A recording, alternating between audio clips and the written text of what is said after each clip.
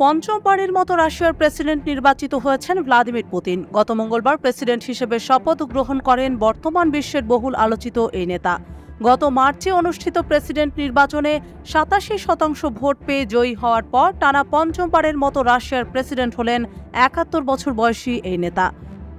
শপথ অনুষ্ঠানে তিনি বলেছেন, রাশিয়া বর্তমানে যে কঠিন সময়ের মধ্য দিয়ে যাচ্ছে সেই পরিস্থিতি কাটিয়ে উঠবে এবং বিজয়ীর বেশে তাদের উত্তরণ ঘটবে। গৌরবের সঙ্গে আমরা এই কঠিন সময় পার করব এবং আরও শক্তিশালী হব। আমরা এক ও মহান একটি জাতি। আমরা একসঙ্গে সব বাধা অতিক্রম করব।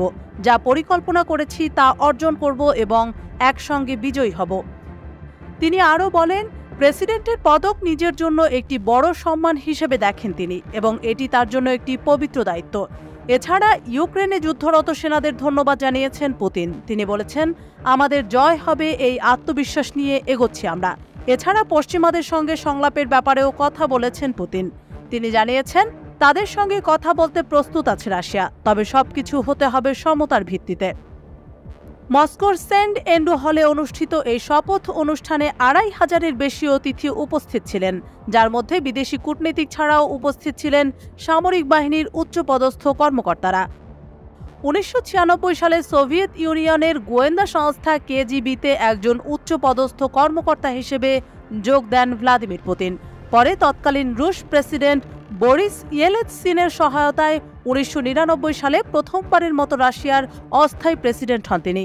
ওই বছর পুতিনের হাতে ক্ষমতা অর্পণ করে রাজনীতি থেকে অবসরে গিয়েছিলেন ইয়েলৎসিন। এরপর থেকে আর ফিরে তাকাতে হয়নি তাকে। ২০০০ সালের প্রেসিডেন্ট নির্বাচনে ৫৩% ভোট পেয়ে প্রথমবারের মতো প্রেসিডেন্ট নির্বাচনে জেতেন পুতিন। ২০০৪ সালের নির্বাচনে ৭১.৩% ভোট পেয়ে আবারও রাশিয়ার প্রেসিডেন্ট হন এই নেতা। যুক্তরাষ্ট্রের মতো রাশিয়ার সংবিধানেও কোনো ব্যক্তি ২ মেয়াদের বেশি প্রেসিডেন্ট পদে থাকার অনুমতি ছিল না। তাই ২০০৮ সালের নির্বাচনে নিজের বিশ্বস্ত অনুসারী দিমিত্রি মেদভেদেভকে তিনি প্রার্থী হিসেবে দাঁড় করান এবং নিজে প্রধানমন্ত্রী প্রার্থী হন। সেই নির্বাচনে মেদভেদেভ এবং পুতিন উভয়ই জয়ী হয়েছিলেন। রাশিয়ায় এ পর্যন্ত সবচেয়ে দীর্ঘ সময় প্রেসিডেন্টের পদে থাকার রেকর্ড করেছেন সাবেক সোভিয়েত নেতা জোসেফ স্ট্যালিন। টানা ২৮ বছর ক্ষমতায় ছিলেন তিনি। শপথ গ্রহণের পর এবারের মেয়াদ সম্পূর্ণ করতে পারলে স্ট্যালিনকে পেছনে ফেলতে সক্ষম হবেন বিশ্বের অন্যতম দুর্ধর্ষ নেতা পুতিন। ২০২২ সালের ২৪ ফেব্রুয়ারি ইউক্রেনে সামরিক অভিযান চালানোর নির্দেশ দেন পুতিন, যে অভিযান এখনও চলমান।